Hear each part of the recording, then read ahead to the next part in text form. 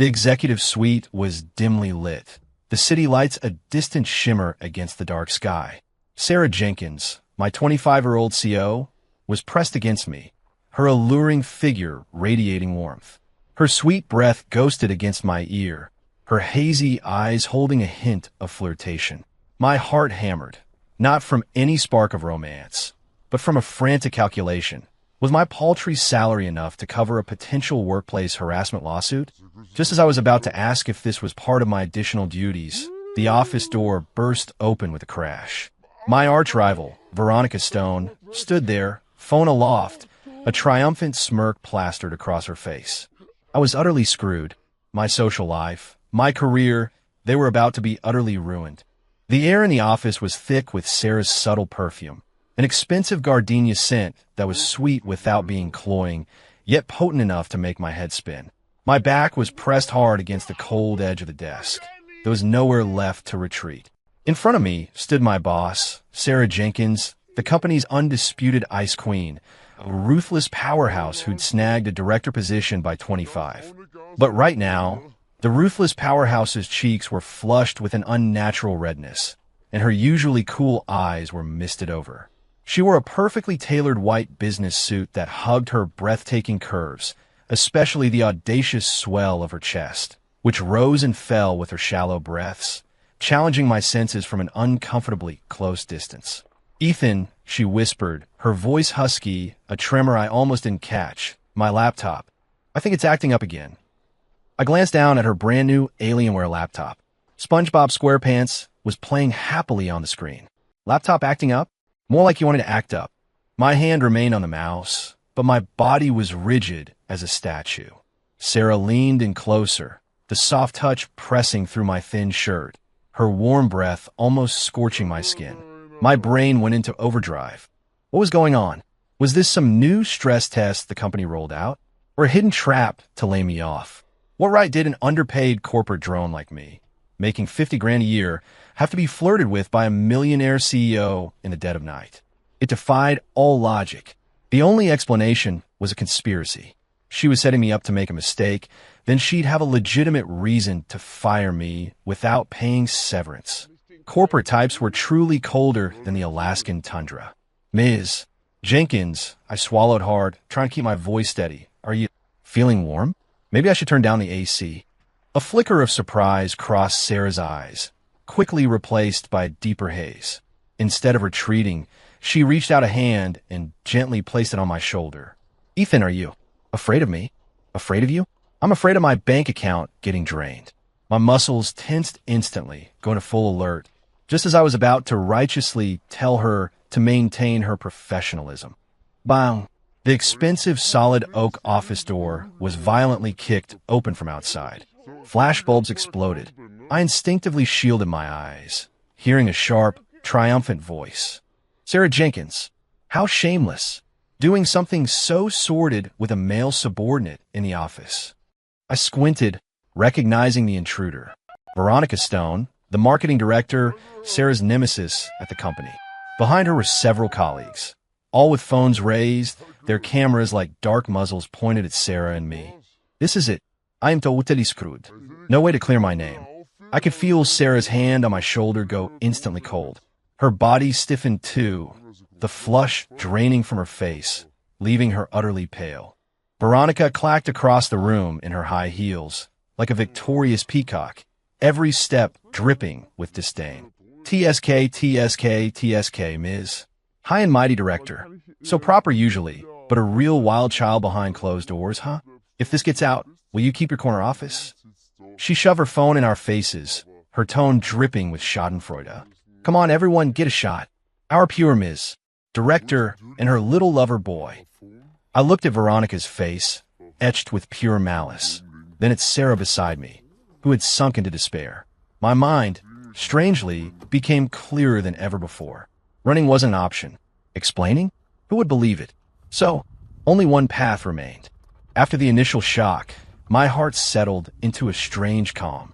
It was like realizing you had a whole page left to answer 1 minute before a test ended. You might as well just give up. Screw it. But before going down, I wasn't about to let Veronica get the last laugh. I could feel Sarah's body trembling slightly, not from fear but anger. She wanted to retort, but in a situation like this, any explanation would only sound weak and hollow. Seeing our silence, Veronica's smile grew even more triumphant. What? Caught red-handed? Nothing to say? Sarah, I suggest you resign. Save yourself the embarrassment of a public announcement tomorrow. The few colleagues behind her started to whisper, "Oh my God, it really is Ms. Jenkins. She always seems so serious. Who's that guy? A new intern? Bold move. This is going to be good. Drama of the year." Each whisper pricked like a needle. Sarah's face grew paler, her lips pressed so tightly they almost bled. I took a deep breath. It was showtime. Just as Veronica prepared to declare final victory, savoring the climax of her orchestrated drama, I moved. I abruptly shoved Sarah away, then pointed at her with a look of pure terror, shouting to Veronica in a trembling voice, You came at the perfect time. Quick, call an ambulance." The entire office fell silent. Everyone froze. Veronica's triumphant smile hardened, like a paused movie frame. What did you say?"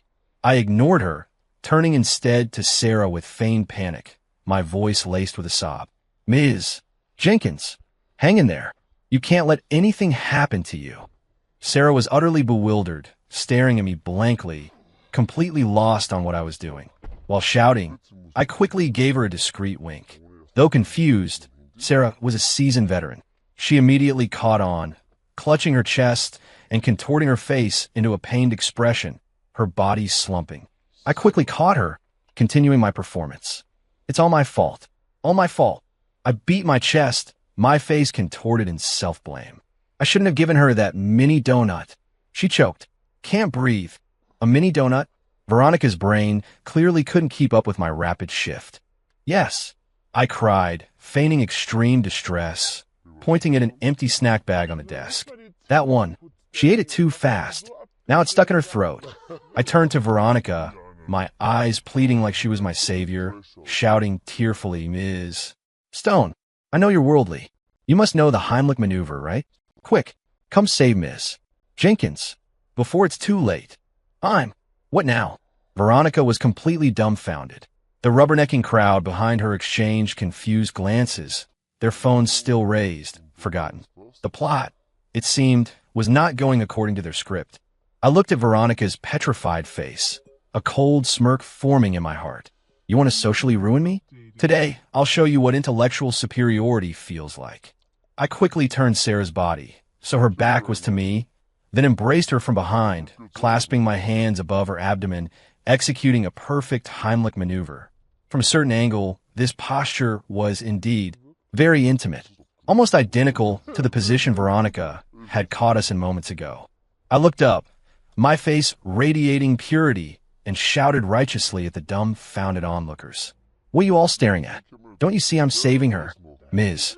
Jenkins suddenly choked, so I grabbed her to perform first aid. "And you all? Not helping, just taking photos and making a scene. Do you have any empathy? Any humanity?" My voice was brimming with righteous anger and the indignation of being misunderstood. The entire hallway was silent. Veronica's face shifted from white to red, then from red to green, a spectacular display, like a chameleon changing colors. She opened her mouth, wanting to say something, but found not a single word would come out. How could she claim our posture was intimate? I was saving a life. This was standard emergency procedure. Questioning me was questioning science. Claim Sarah's face was flushed? That was from choking. Didn't she see? You're lying. Veronica finally managed to stammer out a few words, but her previous aggressive momentum had already dwindled by half. "I'm lying." I acted as if I'd heard the most absurd joke, holding the weak Sarah, my face full of grief and indignation as I stared at Veronica. "Ms. Stone, I know you and Ms. Jenkins have your professional rivalries, but you can't joke about someone's life. This is a human life." Sarah, in my arms, was incredibly cooperative, letting out a faint groan at just the right moment, her body slumping further. Her voluptuous figure pressed against me, and I could distinctly feel her softness and warmth, even her slight tremors from trying to suppress her laughter. That vixen, I cursed inwardly, but my hands didn't falter, continuing to thrust upwards, muttering 1, 2, 3, 4. You too. Veronica pointed at us, trembling with rage. One of her colleagues behind her whispered, "It actually looks like first aid. I just learned it in company safety training last week." Another colleague chimed in, Yeah, the posture is pretty standard. It's just, Ms. Jenkins' expression, why does it look a bit enjoyable? I immediately cut him off. Nonsense. That's pain. A physiological reaction to extreme choking. What do you lay people know? The colleague flinched, not daring to speak further. Veronica's face was as black as thunder. Her meticulously planned gotcha moment was quickly transforming into a heroic rescue commendation ceremony. She, the lead character, had gone from righteous exposer to a cold-hearted villain obstructing a life-saving effort. Enough! Veronica finally exploded, shrieking, "You two stop acting. Do you think I'm stupid? Acting." I paused my movements, looking at her with an expression of pure disdain. "Ms. Stone, are you suggesting Ms. Jenkins is risking her own life to act? To cooperate with me in a drama that could potentially kill her for what? For fun?" I paused, scanning the group, my gaze finally landing on Veronica, my tone heavy with sorrow. "Or perhaps, in your eyes, Ms. Stone, everything is just an act, and everyone's life is merely a stepping stone for you to climb." That hit her where it hurt. The surrounding colleagues' gazes at Veronica instantly changed. From curious onlookers, it turned into contempt and distance. Workplace drama was common, but using someone's life as a bargaining chip crossed everyone's moral bottom line. Veronica felt the shift in their eyes. She completely panicked. "I'm not. I didn't. It's you." Just then, Sarah in my arms suddenly coughed twice, then with a gasp spit out something from her mouth. Of course, it wasn't a mini donut. It was a breath mint I'd subtly pulled from my pocket during the chaos. The mint clattered crisply on the polished floor. I let out a long breath, slumping to the ground, my face etched with the exhaustion of someone who had just escaped death. Phew, finally out. Sarah leaned against the desk, breathing heavily, her face still pale, her eyes weak as she looked at me, filled with gratitude. "Ethan, thank you. If it weren't for you, I might have. Today." I waved my hand, smiling weakly. "No problem, Ms. Jenkins, just doing my job." We were both a Best Actor and Best Actress duo. The Oscars owed us statuettes. Veronica and her gossip-hungry crowd were collectively petrified, as if struck by lightning, looking at the glistening breath mint on the floor, then at our Oscar-worthy performance. They knew they had lost. Utterly. Silence. A deathly silence. The only sounds in the air were Sarah's weak gasps and my exhausted breathing. Veronica's face could no longer be described as ugly. It was a contorted expression mixing anger, shame, disbelief, and complete defeat.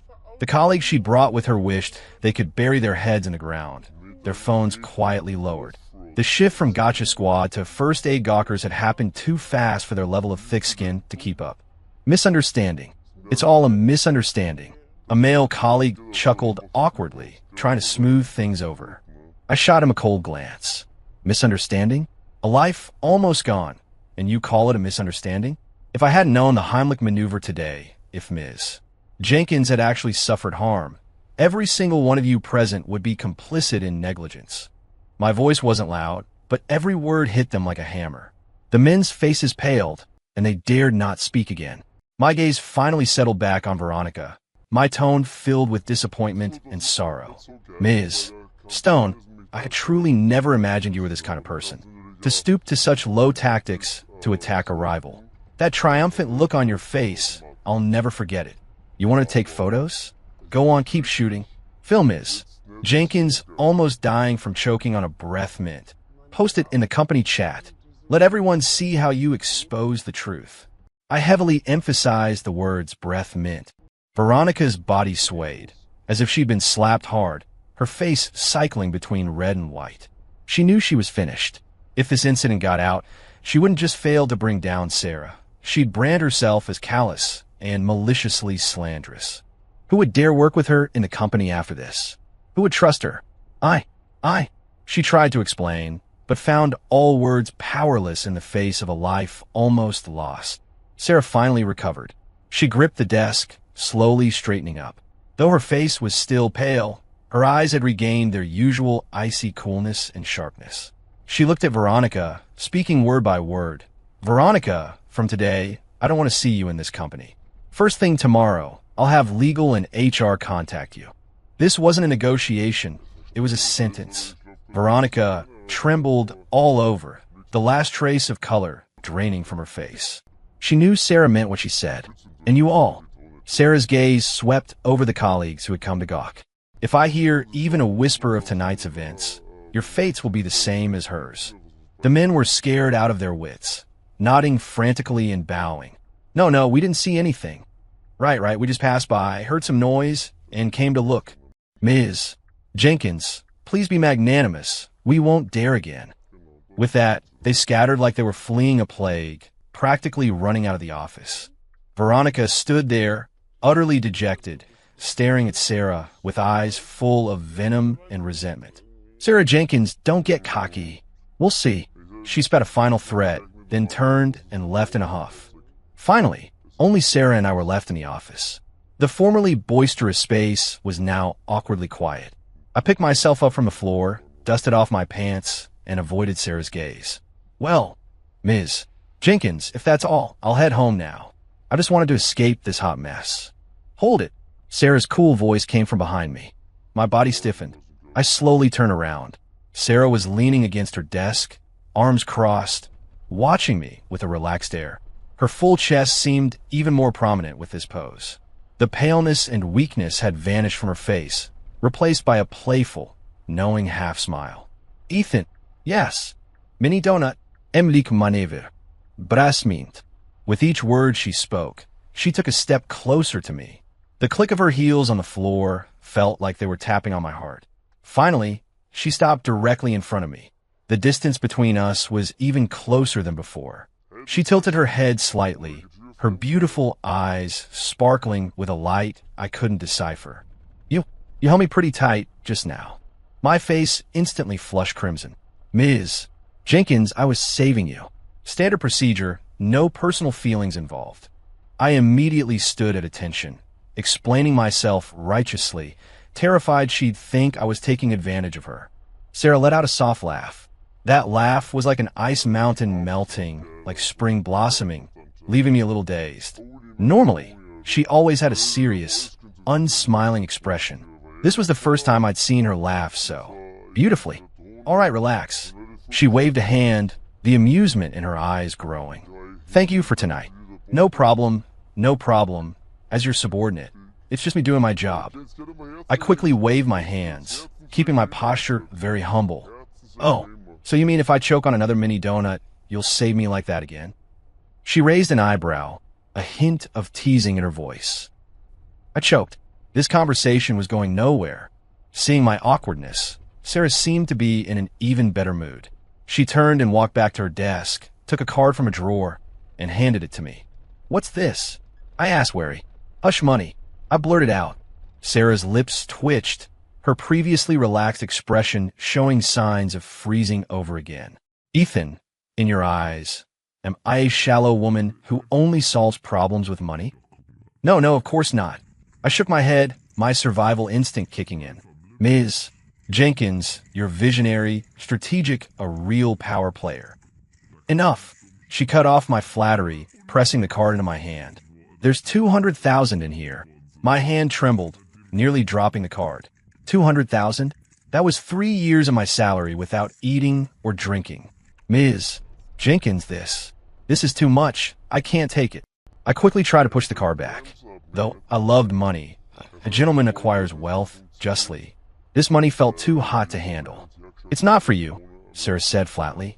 I breathed a sigh of relief. "It's for your emotional distress, lost work, damage to your reputation, and..." She paused, glancing at me. "And for your first aid service earlier." My face started to burn again. "Take it." Her tone was absolute.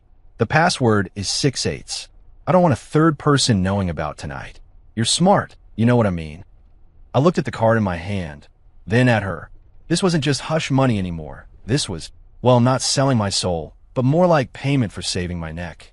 I'd made an enemy of Veronica today, and with her deep connections in the company, my life wouldn't be easy. Sarah was giving me a reassurance, telling me she'd protect me. With that thought, I no longer refused. Thank you, Ms. Jenkins. I carefully put the card away. Sarah nodded, seeming a little tired. She rubbed her temples. You can go home now. Okay, I replied, turning to leave. At the door, I paused again, looking back at her. Ms. Jenkins. Something else? I hesitated, then couldn't resist saying, maybe fewer mini donuts in the future, okay? Or breath mints. They're both easy to choke on. Sarah froze for a moment, then understood, a helpless, amused expression crossing her face. Got it, Chatterbox. I grinned, turning and walking out of the office. The moment the door closed, I let out a long, slow breath. Tonight had been a roller coaster of emotions, more thrilling than any ride I'd ever been on. I squeezed the thin card in my pocket, feeling a bit surreal. Ethan Miller, a regular corporate drone, had not only experienced a heroic rescue in the CEO's arms, but also received a massive sum of $200,000. Was this what they called a blessing in disguise? I pondered this as I headed towards the elevator. The elevator doors opened, and someone was already inside. Veronica. She was clearly waiting for me. Ethan Miller, she hissed, gritting her teeth. Oh, Ms. Stone's still here. I feigned ignorance, looking at her innocently. Don't get cocky. She glared at me. You think you helped Sarah, and she'll see you differently? I'm telling you in her eyes, you're just a dog she can discard anytime. Oh, I replied flatly, stepping into the elevator and pressing the first floor button. Don't you dare doubt me. Veronica followed me into the elevator, her voice shrill. I know Sarah better than you. She'll use you up and kick you out. You cross me today, I guarantee you won't last in this company. The elevator doors slowly closed. In a small space, it was just the two of us. I looked at her face, twisted with jealousy, and suddenly smiled. Ms. Stone, are you forgetting something? What? Do you think I was helping Sarah? Veronica froze. I leaned closer to her, lowering my voice to a volume only we could hear. I wasn't helping Sarah. I was helping you. Veronica's pupils constricted, as if she'd heard something out of a fairy tale. You? What do you mean? The elevator descended smoothly, our confronting figures reflected in the metallic walls. I savored the ghostly expression on her face, slowly explaining. Think about it. Did your plan succeed tonight? She said nothing, but her clenched fists revealed her answer. No, right? Not only did it fail, you lost your job. First thing tomorrow, you're out. But what if I hadn't had that bright idea earlier? I looked into her eyes, speaking word by word. You would have gotten video of Sarah and a subordinate behaving improperly in the office. You'd send that video to the company group, to the board. Sarah would be ruined, forced out of the company. You, Veronica Stone, as the biggest hero, would logically take her place, right? Veronica's breathing became rapid. That was precisely her original script. What does that have to do with you? She eyed me warily. A lot. I smiled. Sarah goes down. You go up. What benefit is that to me? None. I'm just a small employee. Who cares who I work for? You might even become director and fire me. The other man, first. But now, I spread my hands. Now it's different. You're fired, but Sarah owes me a huge favor. Don't you think she'll look out for me? Promote me? Give me a raise? The elevator chimed, reaching the first floor. The doors slowly opened. Veronica stood there, dumbfounded, her mind a mess. I straightened my collar, preparing to exit the elevator. So, I turned back, giving her a bright smile. Ms. Stone, I didn't help you stage a choking incident. I helped you avoid a murder charge. Think carefully. If Sarah had suffered any harm, you kicking the door in tonight would make you the prime suspect, wouldn't it? You wouldn't just take her down, you'd go down with her. I actually saved you twice. With that, I ignored her completely petrified face and stepped out of the elevator. The night air outside the building felt particularly cool. I took a deep breath, feeling completely refreshed. Manipulating people's minds, it turned out, was a truly fascinating game. The next day at work, the company atmosphere was peculiar. Veronica, as expected, didn't show up. The HR announcement quickly followed, the official statement citing voluntary resignation for personal reasons. But everyone knew full well that the marketing director, who had been prominent in the company for years, had become history overnight. Many people looked at me with a mix of curiosity and awe. Although Sarah had successfully suppressed the dramatic scene at the office door last night, a few stragglers had still managed to embellish the tale of Ethan Miller's heroic rescue, driving Veronica away. My current image in the company was probably that of a low-key, mysterious figure with an incredibly odd connection to Ms. Jenkins. Even the receptionist, who usually ignored me, proactively offered me a hot coffee today. Mr. Miller, for you. I was flattered, feeling like the coffee might have some special power-up in it. Entering the office, Sarah was already there. Today she wore a black power suit, her hair pulled back, makeup immaculate, back to her ruthless, Ice Queen CEO persona. It was as if the hazy-eyed, slumping woman from last night had been a mere hallucination. She simply gave me a slight nod when she saw me, a form of greeting. I, being discreet, said nothing, returning to my desk and pretending to work diligently. At 10 in the morning, Sarah's assistant tapped on my desk. Ethan, Ms. Jenkins wants to see you. My heart sank. Here it comes. Was this for settling the score, or for rewarding my efforts? I walked into the director's office with a nervous heart. Seat. Sarah gestured to the chair opposite her. I sat down properly, back ramrod straight. Last night's matter was handled cleanly, she stated directly. All thanks to your excellent leadership, Ms. Jenkins, I quickly flattered. She seemed to be in no mood for my platitudes, picking up a document from her desk and handing it to me. Look at this. I took it, and my pupils dilated. Appointment notice, Mr. Ethan Miller is hereby appointed acting director of the marketing department, effective immediately. Marketing? Acting director? Wasn't that Veronica's old position? Ms. Jenkins, this isn't right, is it? I was so startled, I almost leaped out of my chair. My experience is limited, my abilities are modest. I can't handle such a huge responsibility. I was a corporate grunt making $50,000 a year. You want me to manage a whole department? This was like throwing a duck into a pond and expecting it to fly. If I say you can, Sarah said, her tone leaving no room for argument. Veronica's gone, and the marketing department is rudderless right now. It needs someone trustworthy to stabilize the situation. You are the most suitable candidate at the moment. Trustworthy? We only had our first negative distance encounter last night, for crying out loud. But, no buts. She cut me off. This is an order. 3-month probation. Do well, and the acting part will be removed. Don't do well. She didn't finish, but the meaning in her eyes was clear. Don't do well, and you're out. I looked at her stunning, cool face, then at the appointment letter in my hand, and 1,000 thoughts ran through my mind. This wasn't a promotion and a raise. This was putting me on the spot. The marketing department, they were all seasoned veterans. Veronica had run it for years. Who knew how many of her loyalists were still there?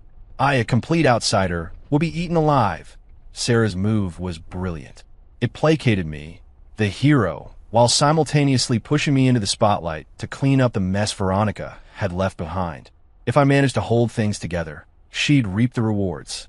If I failed miserably, she could simply replace me at any time, with no loss to her. Corporate executives, indeed, were vampires. What? Scared? Sarah raised an eyebrow, seeing my prolonged silence. Could I say I was scared? That $200,000 service fee was still in my pocket. I took a deep breath, steeling myself. Consider it done.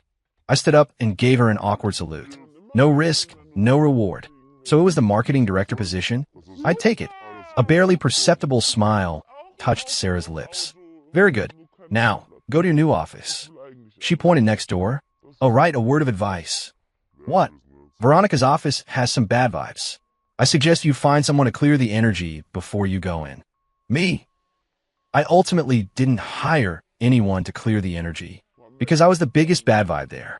When I walked into Veronica's old office, cradling my small cardboard box, the entire marketing department went silent. A dozen pairs of eyes focused on me, each with a different look. Curiosity, contempt, scrutiny, but mostly defiance. I understood their feelings. An unknown junior employee, overnight, became their boss. Who wouldn't be unhappy, especially considering the legendary way I'd risen to power? A man in his 30s with a receding hairline stood up. He was Dave Larson, the marketing assistant director, supposedly Veronica's top loyalist. Well, isn't it Ethan Miller? What's up? Wrong department? Administration is next door, Dave said, dripping with sarcasm. A ripple of suppressed laughter went through the office. This was their attempt to put me in my place. I set my cardboard box on the desk with a thud. Then, I scanned the room, a gentle smile on my face. Assistant Director Larson, right? Your eyesight isn't very good. Didn't you see the HR appointment notice? From today, I am the acting director of the marketing department. In the future, I look forward to your guidance. Dave's face twitched. Acting director? He scoffed. Ethan, don't get ahead of yourself. We in marketing don't welcome outsiders telling us what to do. Exactly. What does a tech guy know about marketing? We won't accept this. Why should he be our leader? We'll appeal to Ms. Jenkins to replace him. With Dave leading the charge, others quickly joined in, their indignation rising. Well, a full-blown mutiny. I wasn't flustered at all, still smiling as I watched them. When they had mostly finished their shouting, I cleared my throat and spoke. Are you done talking? The office quieted. If you're done, it's my turn. I walked to the center of the office, my gaze sweeping over each face. First, I admit I'm an outsider. My knowledge of marketing might be less than that of your interns here. However, I shifted my tone. Why did the company send me? Not because I understand marketing, but precisely because I don't. Everyone was stunned. What kind of logic was that? I continued, precisely because I don't understand, I won't, like some people, form cliques or treat the department as my personal domain.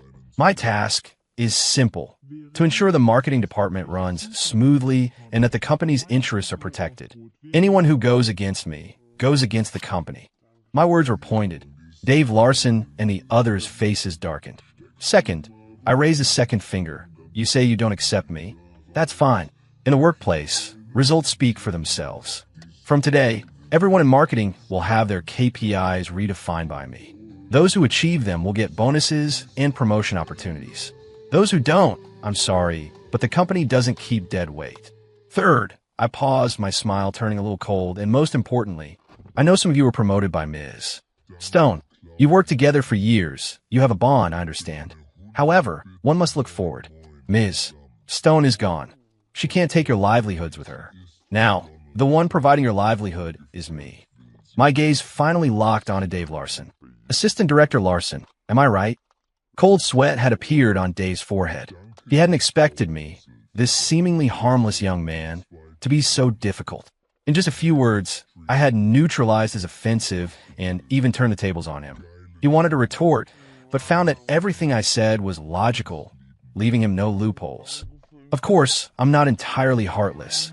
I suddenly changed tack, my tone softening. Today is my first day in office.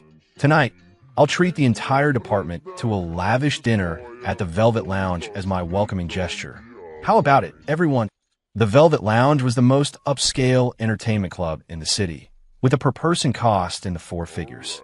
At the mention of the name, many of the male colleagues' eyes lit up. As the saying goes, there's no conflict a good night out can't solve. If there is, make it two. Dave Larson's face changed multiple times. Finally, he squeezed out a sentence through gritted teeth. Director Miller. You're too kind. He dropped the word acting. I knew I had won the first round, but I knew this was just the beginning. These seasoned veterans wouldn't be bought with one dinner. The real battle was yet to come. And what I didn't know was that on the other side of the office, a pair of cool eyes was quietly observing everything through a surveillance camera. Inside a private room at the Velvet Lounge, the lights were dim and drinks flowed freely. Under the influence of alcohol and good food, the marketing department colleagues gradually let down their guard. Director Miller, I toast to you. You're truly talented and promising. Mr. Miller, please be lenient with us in the future. We'll definitely work hard. A group of people surrounded me, toasting me one after another, laying on the flattery thick and loud. I accepted every toast, chatting and laughing as if we were old friends. Only Dave Larson sat alone in a corner, his face gloomy, drinking sullenly. I knew he was still resentful. After several rounds of drinks and food, I clapped my hands, signaling for everyone to quiet down. Ladies and gentlemen, I raised my glass, standing. Thank you all for joining me tonight. I won't bother with formalities. I'll drink this, and you all drink as you please. I tilted my head back and downed the top-shelf whiskey in my glass. Cheers! Everyone applauded. I put down my glass, wiped my mouth, and said, besides getting to know everyone, I have an important announcement to make tonight. Everyone perked up their ears. Next quarter, the company's most important project, the Starlight Project, Ms. Jenkins has decided to entrust to our marketing department. As soon as my words fell, the private room instantly erupted. What? The Starlight Project?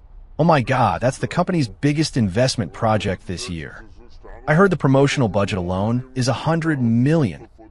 Didn't they say before that this project was jointly handled by R&D and Ver? In the previous marketing department? Dave Larson's face also changed. He abruptly looked up, staring at me in disbelief.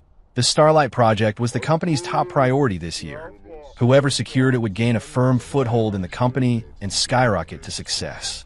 Veronica had fought fiercely with R&D for this project, and now Sarah was directly giving it to me. The newcomer? This wasn't just favoritism. This was outright indulgence. Ethan, you're not joking, are you? Dave couldn't help but ask. Do I look like I'm joking?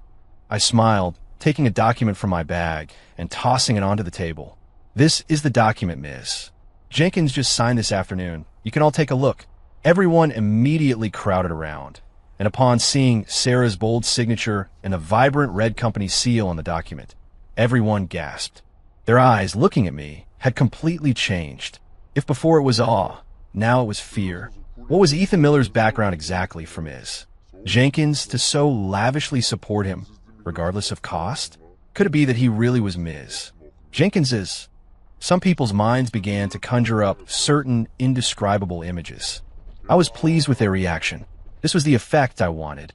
Establishing authority wasn't enough with just suppression. There also had to be enticement.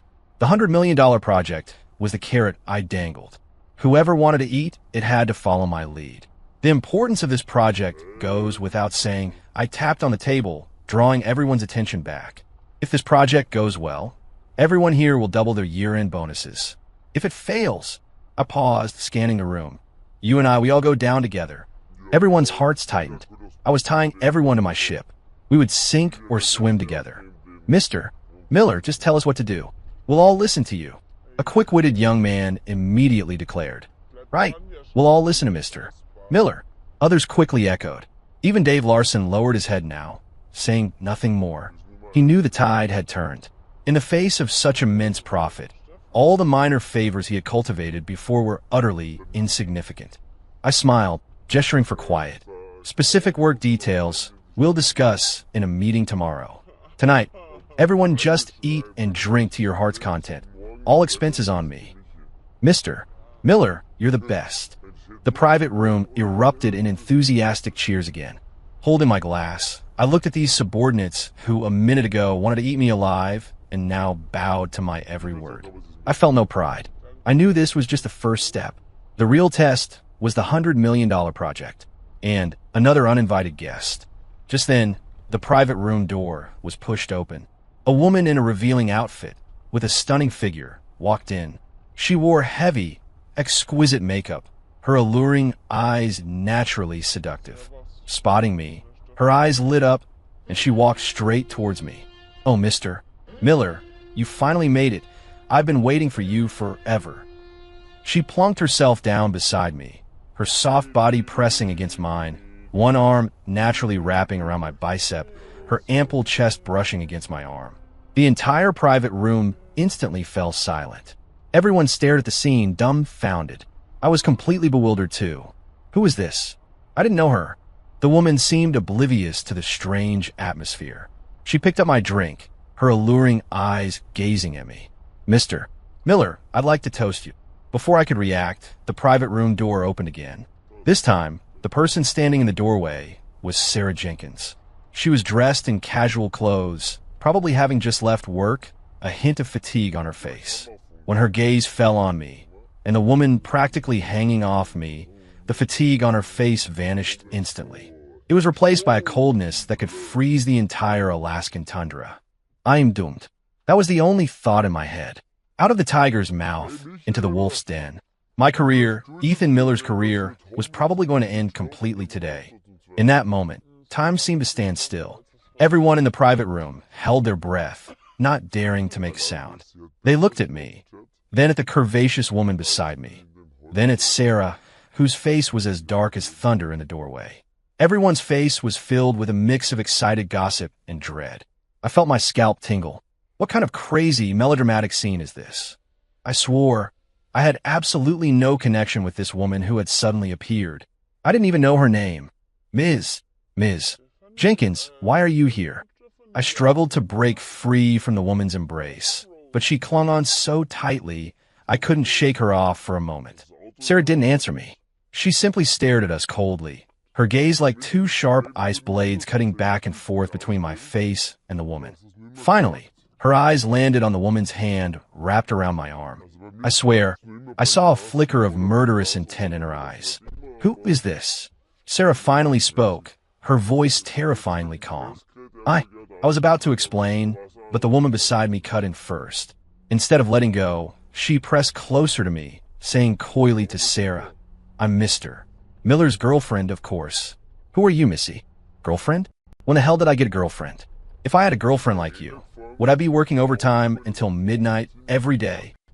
I stared at the woman beside me in shock, but she just winked playfully at me, as if to say, Don't worry, I've got this. You got a big fat ghost. I felt like Sarah's stare was going to peel the top of my skull off. Girlfriend? Sarah repeated the three words, a dangerously sharp curve forming on her lips. Ethan, your taste is truly unique. Unique my ass. I am innocent. Ms. Jenkins, please let me explain. I don't know her.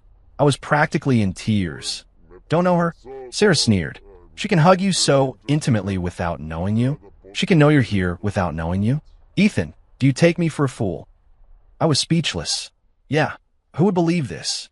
A complete stranger suddenly shows up in your private room, claims to be your girlfriend, and gets handsy. Not even a B-grade drama would write a script this absurd. I was about to say something to salvage the situation, but the woman spoke again. Honey, who is this lady? Your colleague? She's so mean.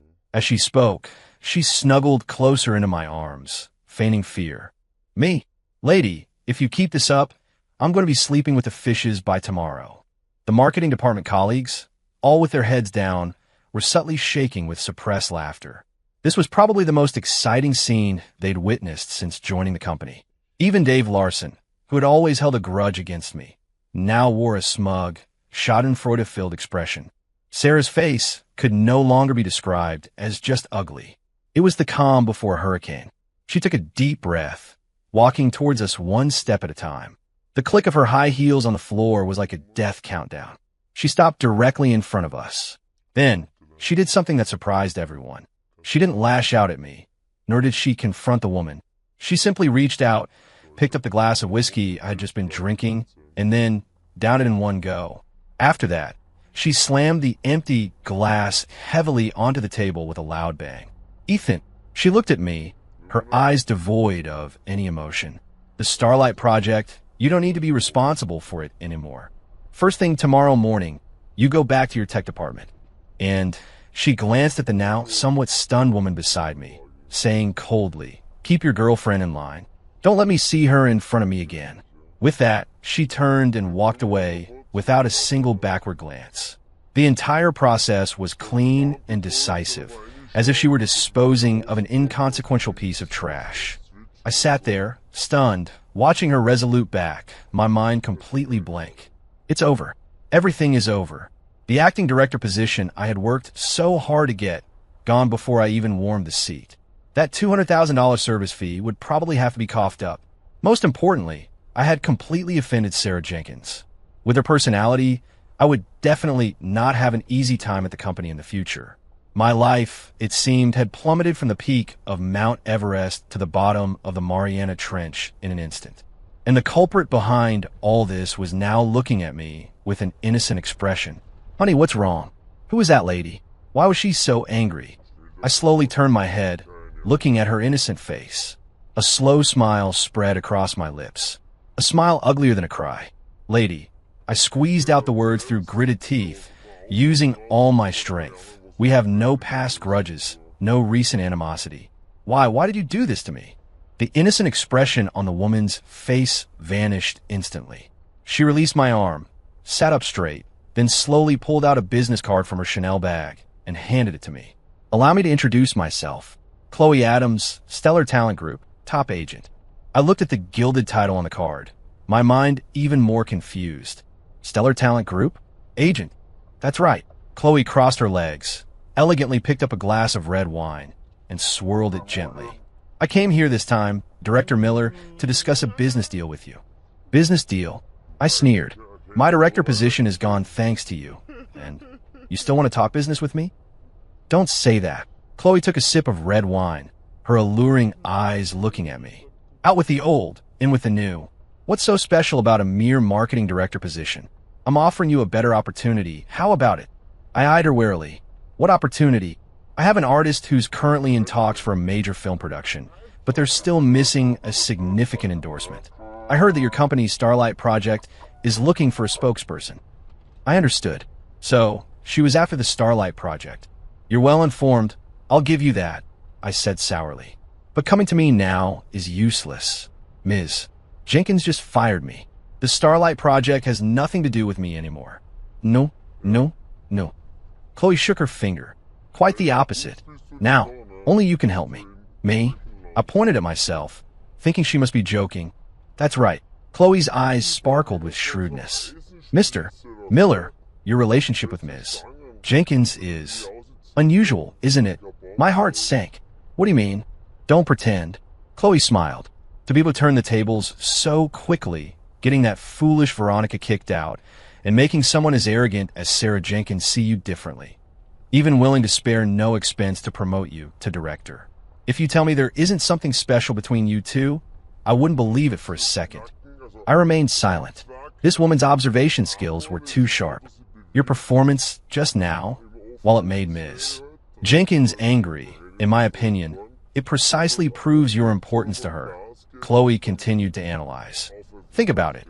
If she truly only saw you as an ordinary subordinate, would she personally come all the way here and get so angry over such a small matter? A woman's jealousy is the best proof. I was stunned. That actually makes some sense. Sarah's reaction just now really didn't seem like a normal boss-subordinate interaction. It was more like a wife catching her husband red-handed. I was startled by my own thought. Impossible, impossible. I've only known her for a few days. So, Chloe's tone was full of temptation. As long as you can help me secure the Starlight Project endorsement, I guarantee Ms. Jenkins won't just forgive you. She'll be even more impressed. By then, let alone a marketing director, it's not impossible for you to have the entire company. She was painting a grand picture for me. A picture that could drive any man crazy. I looked at her and suddenly smiled. Ms. Adams, did you perhaps misunderstand something? HM, what makes you think I'll help you? I leaned back on the sofa, crossing my legs, mimicking her posture. Your little stunt tonight almost ruined me completely. The fact that I haven't called the cops on you yet is me being magnanimous. And you want me to help you? Do you think that's possible? Chloe's face subtly changed. Mr. Miller, this is a win-win. Win-win. I interrupted her. I don't see where I'm winning. All I know is I now have nothing, and you are the culprit.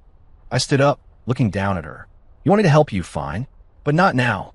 When you can get me reinstated as director and have Sarah Jenkins personally invite me back to lead this Starlight project, then we can talk cooperation. Otherwise, no deal. With that, I ignored her and walked straight out of the private room.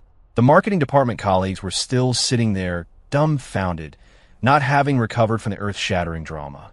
I walked up to Dave Larson and patted his shoulder. Assistant Director Larson, I've already paid for tonight. The rest is up to you. Dave trembled, subconsciously standing up. Mr. Miller. Don't call me Mr. Miller anymore, I smiled. Right now, I'm just like you, a dog under Ms. Jenkins. Do well. I'm rooting for you. With that, I left the Velvet Lounge without looking back. Stepping out of the main entrance, I looked up at the moon. The wind tonight felt even colder. I pulled out my phone and dialed a number. Hello, Ms. Jenkins? It's Ethan. There was silence on the other end of the line. I know you're angry right now, and you don't want to hear my explanation. I continued, speaking to the silence. But there's something I must tell you. That woman just now, Chloe Adams, is an agent from Stellar Talent Group. She came to me about this Starlight Project endorsement. She said she has a way to make you personally invite me back to continue leading this project. I think there might be a conspiracy against you behind this. The location is the Velvet Lounge, VIP room 888. I've said my piece, believe it or not. With that, I hung up the phone and then turned it off. After doing all that, I let out a long, deep breath. Put the ball back in Sarah's court. Now, she was the one who had to deal with the headache. As for me, it was time to go home and get some good sleep. After all, tomorrow I had to go back to the tech department and continue being a corporate drone. I thought I would be sent back to square one, once again becoming that tech geek struggling with code and bugs. However, the next day, when I woke up naturally and checked my phone, I discovered the world had changed again. My phone had dozens of missed calls, mostly from company colleagues, and a few from Dave Larson. My texts were also exploding, hundreds of unread messages. I opened the company's main group chat. The latest message was a red letter announcement from HR. Notice regarding Starlight Project staffing adjustment. Following review by the general manager's office, significant oversight risks were identified with the original Starlight Project lead. To ensure the smooth progress of the project, Mr. Ethan Miller from the technology department is hereby appointed as the overall project lead for the Starlight Project, with full authority over all project matters. The marketing department, R&D department, and other relevant departments must unconditionally cooperate with Project Lead Miller's work. This is hereby announced. Furthermore, former marketing assistant director Dave Larson is hereby terminated, effective immediately, for accepting commercial bribes and severely damaging company interests. The company reserves the right to pursue legal action. I stared at this notice for a full 3 minutes, dumbfounded. What the hell? Another twist? Not only was I reinstated, but I was upgraded from an acting director of one department to the overall project lead of a cross-department project. And Dave Larson, that old fox, was fired for receiving commercial bribes? What exactly happened last night? I quickly clicked on the messages Dave Larson had sent me. The latest one was sent at 3 in the morning today. Mr. Miller, I was wrong. I was truly wrong. Please have mercy, spare me. It was Chloe. That woman bribed me. She gave me $100,000 to help her act, to deliberately smear you in front of Ms. Jenkins. I was momentarily foolish. Please beg Ms. Jenkins for me. I don't want to go to jail. Following, there was a long string of bowing emojis. I instantly understood. My phone call last night was like a fuse that directly ignited Sarah's powder keg. She must have, after I hung up, returned to VIP room 888 to catch them. With her methods, extracting confessions from Chloe and Dave would have been effortless. Thus, a caught-in-the-act drama transformed into an expose on commercial bribery. And I, the victim who was almost completely screwed, transformed into a loyal subordinate who was framed by villains, endured humiliation, and finally had his name cleared. Sarah's move was brilliant. Not only did she remove Dave, that thorn left by Veronica, but she also logically gave me greater power, completely binding me to her war chariot. Most importantly, she also used this opportunity to firmly warn Stellar Talent Group. I could almost imagine Chloe being frantic right now. As I was thinking, an unknown number called. I answered the phone. Hello, is this Mr. Miller? A cautious female voice came from the other end. It was Chloe. Her voice no longer held the arrogance and seduction of last night, only humility and fear. Ms. Adams, what can I do for you? I asked flatly. Mr. Miller, you are so magnanimous. Last night, I was blind and offended you. I apologize. I beg your forgiveness. Chloe's voice was almost tearful. Please tell Ms. Jenkins to go easy on Stellar. Ms. Jenkins has already frozen all our company's cooperation projects. Our boss is going to flame me alive. Oh, is that so? I feigned surprise. Your company still has projects cooperating with ours. Yes. Always have. Chloe said urgently. Mr. Miller, as long as you're willing to help, I'll agree to any condition. We don't want a single cent for the endorsement fee. It's free. We can even have all our artists help promote the Starlight Project. Just say the word. I smiled. The fish was on the hook. Ms. Adams, you're being too formal. My tone softened. Between us, why talk about money? Talking about money only hurts our relationship. Chloe paused for a moment, seemingly confused by my meaning. Mr. Miller, do you mean? I paused, speaking word by word. I'm not interested in money. I'm only interested in you. On the other end of the line, Chloe's breathing stopped instantly. I could even imagine the ghostly expression on her face at that moment. After a full 10 seconds, she finally asked in a trembling, incredulous voice, Mr. Miller, what? What did you just say? I said, I'm interested in you. I repeated, my tone calm, but utterly resolute. Didn't you say you wanted to discuss business with me? Now, I'm giving you that chance. Tonight, same place, the Velvet Lounge, VIP room, 888. I'll be waiting. Come alone. With that, I hung up the phone directly. I leaned back against the headboard, looking at the bright sunlight outside the window, the curve of my lips growing wider. Chloe, you want to play? I'll play with you to the end. You want to use me? Then be prepared to be bitten back. In the afternoon, I returned to the company feeling refreshed. Everywhere I went, everyone nodded and bowed to me, respectfully calling me Mr. Miller. Even the front desk girl, who used to ignore me, looked at me with an almost dreamy expression. The taste of power was indeed intoxicating. I went directly to the CEO's office on the top floor. Sarah's assistant saw me and immediately stood up, respectfully saying, Mr. Miller, Ms. Jenkins is waiting for you. I nodded and pushed the door open. Sarah was sitting behind her desk, looking down at some documents. Today she wore a beige cashmere sweater, which made her look less severe and more gentle. Hearing the door open, she looked up. Our eyes met. Her gaze was complex. There was admiration, apology, and a hint of an emotion I couldn't quite decipher. You're here? She asked, her voice very soft. Yeah. I walked to her, pulled out a chair, I sat down. We were silent for a long time. Finally, she was the first to speak. I am sorry. I was surprised. I hadn't expected her to apologize to me. About last night, I was too impulsive, didn't investigate thoroughly before It's fine. I interrupted her, smiling. You were just worried. Besides, if you hadn't arrived in time, I might have been completely devoured by that woman. Actually, I should thank you. I said this half-truthfully. Sarah's cheeks flushed slightly. Smooth talker, she chided, giving me a playful glare, but there was no hint of blame in her eyes. The Starlight Project is entirely in your hands now. She quickly returned to her normal demeanor, pushing a document across the desk to me. These are the project details. Familiarize yourself with them. If you need anything, you can come directly to me. Okay. I nodded, but didn't look at the document. Instead, I looked at her. Ms. Jenkins, I have a question. Go ahead. Why? Do you trust me so much? This was something I couldn't figure out. We were practically strangers. Why would she entrust such an important project to me? And give me such immense power? Sarah fell silent. She looked at me, her eyes distant, as if lost in some memory.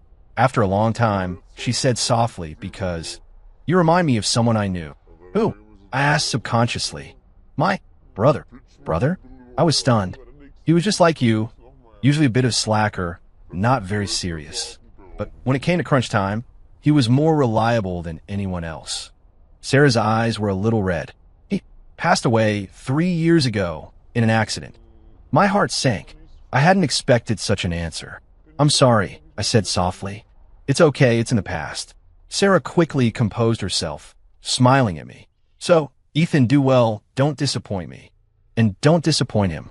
I looked at the expectation and trust in her eyes, and a warmth suddenly flowed through me. I nodded solemnly. I promise. Night. The Velvet Lounge. VIP room 888. Still the familiar place, but tonight, the main characters had changed. I sat at the head of the table, slowly sipping my tea. Chloe Adams arrived promptly. She wasn't dressed as revealingly tonight. Instead, she wore a tasteful black dress, and her makeup was much lighter, giving her a more intellectual, less provocative air. But the ambition in her alluring eyes was still undeniable. Mr. Miller. She sat opposite me, her posture very humble. Ms. Adams, always punctual. I put down my teacup and smiled. Wouldn't dare keep Mr. Miller waiting. So, my terms, have you considered them? I got straight to the point. Chloe's expression was a little troubled. Mr. Miller, do you really want this? We could find another way to cooperate. Money or resources, anything I can give, I will. I told you. I interrupted her, my eyes turning cold.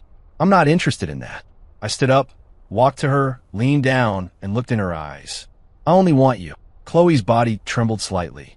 She bit her lip, seemingly engaged in an intense internal struggle. Mr. Miller, you're pushing me too far. Pushing you too far? I laughed. Ms. Adams, when you designed to frame me, did you think about pushing me too far? When you used Dave Larson, wanted to make me a stepping stone to take down Sarah Jenkins, to discard me, when you were done, did you think about pushing me too far? With each sentence I spoke, her face paled a little more. What goes around comes around. I straightened up, sitting back on the sofa. I'm giving you a choice. Either you accept my terms, and I'll give you the Starlight Project endorsement, or you walk out right now, and Stellar Talent Group can declare bankruptcy tomorrow. My words were like daggers, piercing her heart. I knew I was being a jerk, but to deal with a jerk, you had to be an even bigger jerk. Chloe closed her eyes, her long lashes trembling slightly in the lamplight. After a long time, she reopened her eyes. The struggle was gone, replaced only by resignation. Okay.